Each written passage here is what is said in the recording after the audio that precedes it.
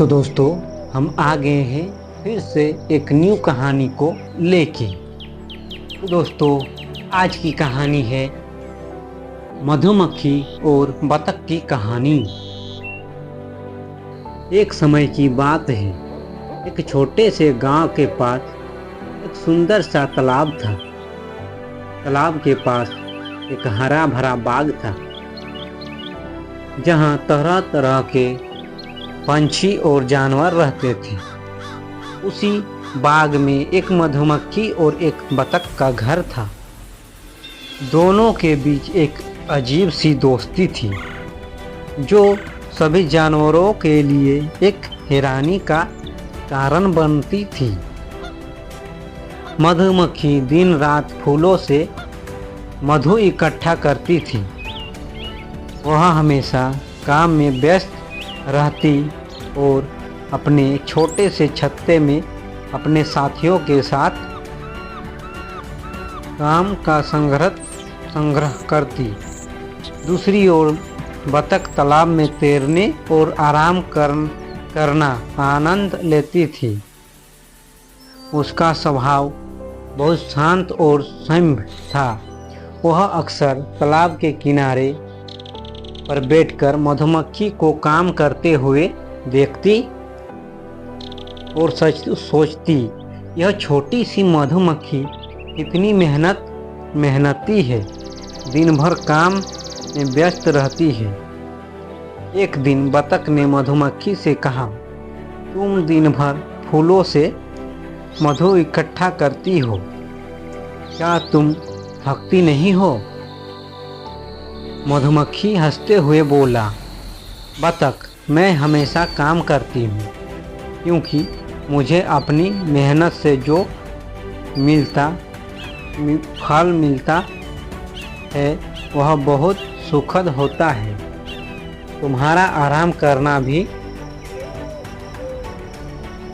है, लेकिन मेरी मेहनत से मुझे संतोष मिलती है। कुछ समय बाद गांव में एक बड़ी आंधी आई। आंधी के साथ भारी बारिश भी हुई। तालाब का पानी उफान पर था और बतख को अपना घर छोड़ने की जरूरत पड़ी।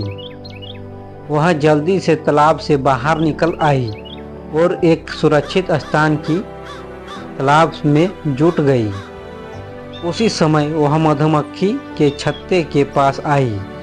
मधुमक्खी ने बतख को देखा और कहा, तुम यहाँ क्यों आई हो? बतख ने बताया, आंधी और बारिश के कारण मुझे अपना घर छोड़ना पड़ा। अब मुझे सुरक्षित स्थान की आवश्यकता है। मधुमक्खी ने बतख को अपने छत्ते के पास आश्रय देने का निर्णय लिया। वह बोली, तुम मेरे साथ रह सकती हो, मैं तुम्हारी मदद करूंगी। बतख को यह बात बहुत अच्छा लगा और मधुमक्खी के साथ उसके छोटे से घर में रहने लगी। कुछ दिनों बाद आंधी और बारिश रुक गई।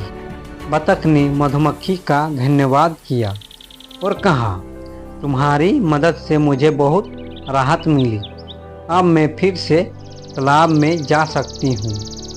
मधुमक्खी हंसते हुए बोली, तुमने भी मेरी मेहनत की सराहना की, यह मुझे अच्छा लगा।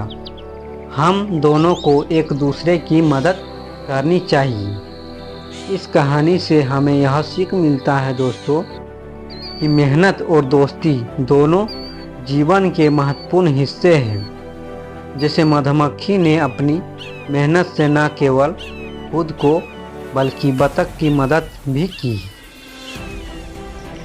वैसे ही हम भी एक दूसरे की मदद कर सकते हैं। यह भी दिखलाता है कि हर किसी की अपनी ताकत और काम करने का तरीका होता है, लेकिन समय आने पर हमें एक दूसरे की मदद जरूर करनी चाहिए। अगर कहानी अच्छी लगी है दोस्तों तो एक लाइक ज़रूर कर दीजिएगा। धन्यवाद दोस्तों।